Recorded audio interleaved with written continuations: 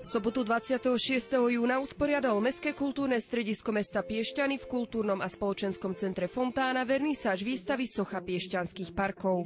Táto výstava sa koná pod zaštitou primátora mesta Piešťany inžiniera Rema Čikuta a samozrejme s finančnou podporou Ministerstva kultúry. Som veľmi rád, že pokračujeme v jej tradícii.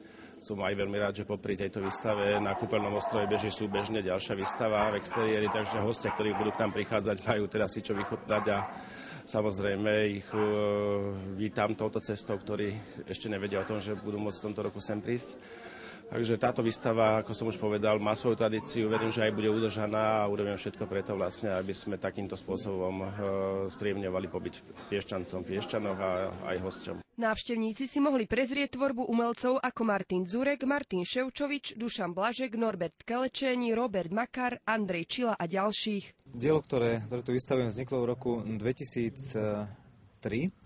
Je to taká dynamicko-kubicko-futuristická postava alebo figura, ktorá predstavuje nejakú sekvenciu tanca, alebo teda niekoľko sekvencií tanca, ktoré sú komprimované alebo stlačené do určitého jedného okamihu. Čiže je to taký keď sledujete nejakú stroboskopickú figúru na diskotéke, kde sa prelínajú tie tvary, tá postava tancujúca sa zlína, alebo vizuálne sa zlieva v tých odleskoch alebo v tých stroboskopických sekvenciách. A to som nejakým spôsobom chcel vystihnúť v tej forme, ale zároveň teda, aby to bolo sochárske. Tento rok mám dve sochy v Piešťanoch, jednu tam také bielu, takú tú izbu z Petržalky, kde sú tie rozmiestnené dvere v takomto tvare, presnom tvare, ako sú v Petržalskej izbe.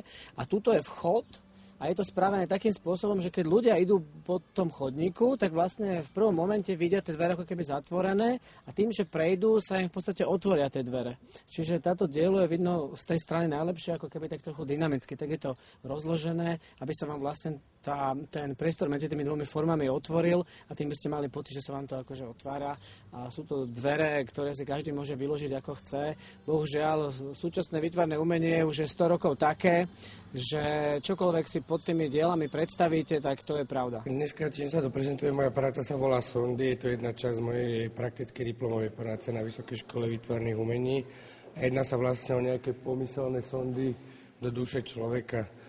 Túto konkrétne tvorí objekt vysoký 4 metre, ktorý je vlastne to drevená konštrukcia potiahnutá grafickými listami, vytvorenými rôznymi grafickými technikami, ako akvatinta, mezotinta, suchá ihla aj vlastnými autorskými technikami. Súčasťou expozície Svoch bola aj výstava Recyklus. Autori Jozef Čermák, Gabriel Bartoš, Jozef Fuger, Erik Galo, Ľubomír Hrabáček a Marek Guga zhodnotili odpadové materiály z fabrík a opätovne ich použili ako polotovary pre slobodnú výtvarnú činnosť. Súčasťou otvorenia Sochy piešťanských parkov je aj výstava v galérii Fontána. Je to výstava Recyklus, kde sa predstavujú mladí slovenskí výtvarníci, architekti, dizajnéri.